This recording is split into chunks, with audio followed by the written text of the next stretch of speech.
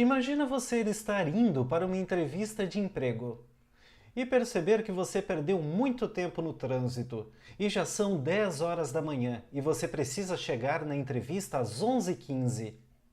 E agora, qual velocidade média você precisa manter para chegar a tempo? Então o carro percorre dois trechos antes das 10 horas da manhã. O primeiro a 100 km por hora e o segundo a 40 km por hora.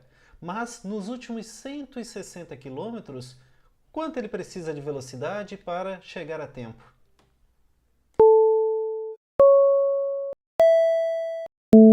Então, pessoal, o último trecho ele tem a distância de 160 km. E nós temos um tempo de 1 hora e 15 minutos para percorrer. Qual a velocidade média desse trecho? Um erro comum, pessoal, é considerar que como no primeiro trecho se navegou a 100 km por hora por 1 hora e no segundo trecho a 40 km por hora a 1 hora, pode-se considerar que no terceiro trecho, que falta 160 km por hora, adotarmos a velocidade de 160 km por hora. Porém, nós chegaríamos no destino da entrevista às 11 horas e não às 11h15. Então, isso está errado. Um outro erro comum, pessoal, é calcular a velocidade média da viagem inteira antes, fazendo então 300 km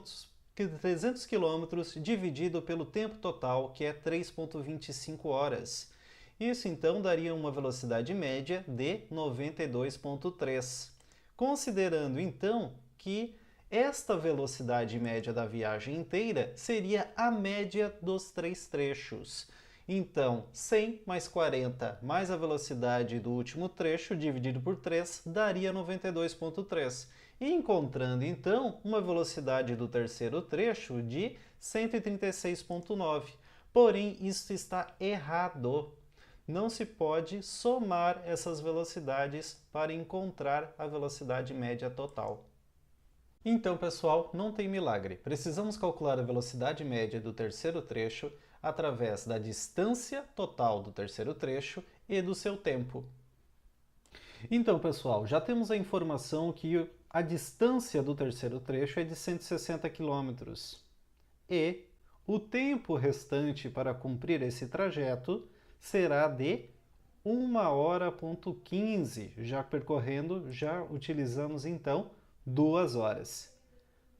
1 hora e 15 é o equivalente a 1,25 horas. Precisamos transformar estes 15 minutos em horas. Então, como temos o tempo agora restante em horas, podemos então aplicar a fórmula da velocidade média, dividindo 60 por 1,25, encontrando então o resultado da velocidade média restante sendo 128. Para quem então ficou em dúvida de como transformar minutos para horas, vou demonstrar aqui. Nós sabemos que 60 minutos é equivalente a 1 hora. Agora, quantas horas são equivalentes a 15 minutos? Vamos considerar x e então vamos utilizar a regra de 3. Ficando aqui 60 vezes x igual a 15.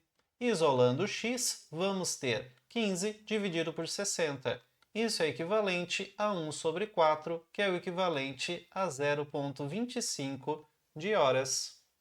Agora então, pessoal, vamos fazer uma análise gráfica. Vamos calcular o tempo de chegada em função da velocidade. Veja que, quando a velocidade é menor do que 128 km por hora, nós chegamos atrasado. Mas quando a velocidade então abordada é superior a 128 km por hora, nós chegamos antes das 11h15. E observe que o comportamento do tempo em função da velocidade não é linear.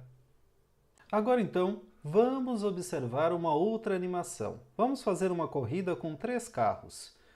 Todos os 3 carros vão estar na mesma velocidade no primeiro trecho e no segundo trecho. Porém, no terceiro trecho, cada um vai ter uma velocidade diferente. O primeiro vai estar a 100 km por hora, o segundo a 128 e o terceiro a 160. E vamos ilustrar quem realmente vai chegar antes, ou quem vai chegar no horário e quem vai chegar mais cedo.